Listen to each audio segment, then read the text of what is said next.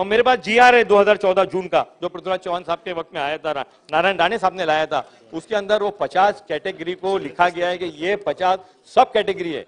धर्म के नाम पे आरक्षण नहीं मांगते, नहीं चाहिए अमीन पटेल को आरक्षण नहीं चाहिए, असलम शेख को आरक्षण नहीं चाहिए, हसन मुशर्रफ को आरक्षण नहीं चाहिए, मगर जो लोग सोशली इकोनॉमिकली बैकवर्ड है, जो 97.5% जो लोग एजुकेशन में वंचित है, जो दिहाड़ी करते हैं, रोज मेहनत करते हैं, रोज कुआं खोदते, रोज पानी पीते, ऐसे लोगों को एजुकेशन में और जॉब में आरक्षण मिलना चाहिए। मेरी आपके माध्यम से गवर्नमेंट ऑफ महाराष्ट्र से यह अपील है, यह मोहतबारा गुजारिश है कि आने वाले दिनों के अंदर जो मुंबई हाई कोर्ट के चीफ जस्टिस और उनके बेंच ने एजुकेशन के अंदर जो आरक्षण दिया था वो आरक्षण बहाल करना चाहिए। सन्मान्य सदस्य अमीन पटेल। धन्यवाद अध्यक्ष महोदय। अध्यक्ष महोदय, 293 के प्रस्ताव के ऊपर मैं अपने मत आपके सामने रखने के लिए उपस्थित हूं। अध्यक्ष महोदय, कल से इस शब्द आरक्षण रिजर्वेशन के ऊपर कल 4-5 घंटा डिस्कशन, आज 4-5 घंटा डिस्कशन और कल भी आने वाले दिनों में भी इसके ऊपर डिस्कशन होने जा रहा है। अध्यक्ष महोदय, समाज आरक्षण कब मांगता है? जब वो मेन स्ट्रीम में अपने लोगों को लाना चाहता है। मराठा समाज कई सालों से इस आरक्षण के लिए जद्दोजहद कर रहा है, लड़ रहा है कि हमारे लोगों को आरक्षण मिलना चाहिए। 2000 जून में 14 में पहली मर्तबा जब पृथ्वीराज चौहान चीफ मिनिस्टर थे, नारायण राणे समिति जो 7 आदमियों की बनी थी, उन्होंने मराठा समाज को 16% आरक्षण देने का निर्णय लिया, उसके लिए GR लाया। उसके साथ में उसी वक्त 5% जो माइनॉरिटी के अंदर, मुस्लिम के अंदर SBC कैटेगरी, उनको भी आरक्षण दिया गया।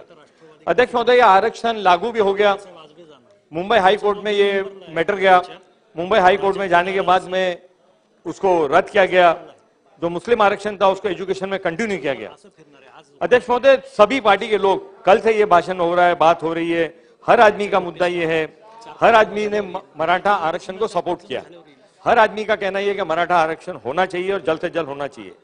जब हम मराठा समाज के आरक्षण की बात करते हैं, 293 के प्रस्ताव में भी ये लिखा है कि मराठा आरक्षण के साथ में धनगर समाज है, OBC के अंदर कुछ लोग हैं, मुस्लिम के अंदर कुछ घट है, उनको भी आरक्षण मिलना चाहिए। महाराष्ट्र के मुख्यमंत्री गवर्नमेंट को इस सभागृह के हर 288 मेंबर का सपोर्ट है कि आरक्षण के लिए जो जरूरी कदम उनको उठाने हैं, उनके साथ में पूरा हाउस उनके साथ में है। और मगर उसके साथ साथ में कल यहाँ पर भाषण करते हुए अशोक चौहान साहब जो माजी मुख्यमंत्री, उनको डीप स्टडी है, उन्होंने पूरे इसको किस तरह से लागू करना चाहिए, सेंट्रल गवर्नमेंट के इन्वॉल्वमेंट के बिगैर यह आरक्षण मिलना संभव नहीं होगा। हम सब ने, मुख्यमंत्री ने, उप मुख्यमंत्री ने, ऑल पार्टी डेलीगेशन ने दिल्ली जाकर सेंट्रल गवर्नमेंट से, सेंट्रल प्राइम मिनिस्टर से बात करके, होम मिनिस्टर से बात करके ये 50% का जो है और 10% हमारे पास जो हक है उसको किस तरह से लाना चाहिए उसके और बात की। पृथ्वीराज चौहान साहब ने आरक्षण किस तरह से दिया गया, कौन आरक्षण के क्या वजह से वो दिया गया था, वो सब बातें आपके सामने रखी है। नरेंद्र मोदी जी ने, जो देश के प्राइम मिनिस्टर ने 10% EWS आरक्षण लाने के बाद उनको भी आरक्षण दिया गया है।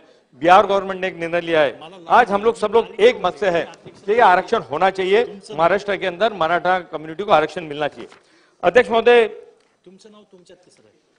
जो राणे समिति ने जो आरक्षण दिया था 16% मराठा को, 5% मुस्लिम को, बार बार ये बात कही जाती है कि हम मजहब के नाम पे आरक्षण नहीं दे सकते। हम भी ये कहते हैं कि हमको मजहब के नाम पे आरक्षण देना नहीं चाहिए और मजहब के नाम पे आरक्षण लेना चाहिए। मगर उस वक्त जो राणे समिति ने, नारायण राणे साहब ने और जो 7 मेंबर ने बनाए थे, उन्होंने SBCC एक कैटेगरी बनाई थी और उसको मुंबई हाई कोर्ट ने, जब मराठा आरक्षण स्ट्राइक डाउन हो गया था, मगर उन्होंने मुस्लिम जो स्पेशल बैकवर्ड क्लास कैटेगरी है, उसकी सब कास्ट है, 50 सब कास्ट है, उसके अंदर चीफ जस्टिस मोहित शाह और जस्टिस MS जोरक ने अपना ओपिनियन दिया था कि वो एजुकेशन का आरक्षण कंटिन्यू रखना चाहिए। अध्यक्ष तो क्यों कहा था उन्होंने कि मुस्लिम समाज की जो सब कास्ट है उसको आरक्षण मिलना चाहिए? अध्यक्ष महोदय, 1882 ब्रिटिश एम्पायर ने एक कमीशन बनाया था, William Wilson Hunter commission, William Hunter commission. उस कमीशन के अंदर पूरे हिंदुस्तान के अंदर, पूरे अखंड भारत के अंदर एजुकेशन का स्टेटस क्या है उसको ही जानकारी लेने के लिए अंग्रेजी साम्राज्य ने यह कमीशन बनाया था। उस वक्त 1882 के अंदर भी जस्टिस बदरुद्दीन तैयब जी ने वहां पर अपना प्रेजेंटेशन दिया था और हंटर कमीशन की रिपोर्ट के अंदर मुसलमान बैकवर्ड है एजुकेशन के अंदर 1882 के अंदर ये बताया गया था। अध्यक्ष महोदय, 1882 के बाद में 1982 के अंदर 100 साल के बाद में doctor Gopal Singh minority panel बना, जो ऑल रिलिंग्विश माइनॉरिटी के ऊपर इंक्लूडिंग मुस्लिम, बुद्धिस्ट, क्रिश्चियन, सिख, उसके ऊपर एक रिपोर्ट आई। उसके अंदर भी अध्यक्ष महोदय ये बताया गया कि मुसलमान शैक्षणिक, आर्थिक और नौकरी के अंदर पीछे है, जबकि प्राइम मिनिस्टर स्वर्गवासी इंदिरा गांधी ने एक 15 पॉइंट प्रोग्राम बनाया माइनॉरिटी के लिए। अध्यक्ष महोदय, उसके बाद में 1978-80 में मंडल कमीशन आया, जो हम पचमानदा मुसलमान की बात करते हैं, मुस्लिम बैकवर्ड की बात करते हैं, उसके अंदर भी मंडल कमीशन में भी जिक्र हुआ था कि मुसलमानों को जो बैकवर्ड है, सोशली इकोनॉमिकली बैकवर्ड है, उनको देना चाहिए। अध्यक्ष महोदय, उसके बाद में 1985 में रंगनाथ मिश्रा कमीशन आया, वो भी रिलिंग्विश माइनॉरिटी की बात करता है। उस ग्रुप ने भी स्टडी करके बताया कि मुसलमान एजुकेशन में बहुत बैकवर्ड है, उनको आरक्षण मिलना चाहिए। अध्यक्ष महोदय, उसके बाद में 2005 में जस्टिस सच्चर कमेटी बनी। जस्टिस सच्चर कमेटी ने 1982 का हंटर कमीशन का रेफरेंस देकर बताया कि मुसलमान उस वक्त भी बैकवर्ड था और आज भी SC, ST, OBC से भी पीछे गया है, उनको रिजर्वेशन मिलना चाहिए। अध्यक्ष महोदय, उसके बाद में 2005 के सच्चर कमेटी के बाद में गवर्नमेंट ऑफ इंडिया ने माइनॉरिटी मिनिस्ट्री बनाई, माइनॉरिटी कमीशन बनाया, Maulana Azad silent development corporation बनाया, ऑफकाफ के बारे में बात की, दिल्ली के अंदर बोर्ड्स बने। 2008 और 13 के बीच में अध्यक्ष महोदय महाराष्ट्र के अंदर महमूदुर रहमान कमेटी बनी। 5 साल तक लगातार महमूदुर रहमान कमेटी ने काम किया। महमूदुर रहमान, आपकी जानकारी के लिए बात सिर्फ रखना चाहता हूं सदन के सामने कि महमूदुर रहमान साहब एक रिटायर IAS ऑफिसर थे। वो वहां के कश्मीर के अंदर भी उनको मौका दिया गया था काम करने के लिए। उन्होंने 2 रिपोर्ट दी, एक इंटीरियम रिपोर्ट दी, एक फाइनल रिपोर्ट दी। अध्यक्ष महोदय, दोनों रिपोर्ट के अंदर ये कहा गया था कि आरक्षण मिलना चाहिए। अध्यक्ष महोदय, आरक्षण दिया गया, मुंबई हाई कोर्ट ने भी उसको माना, मगर वो आरक्षण लागू नहीं हुआ।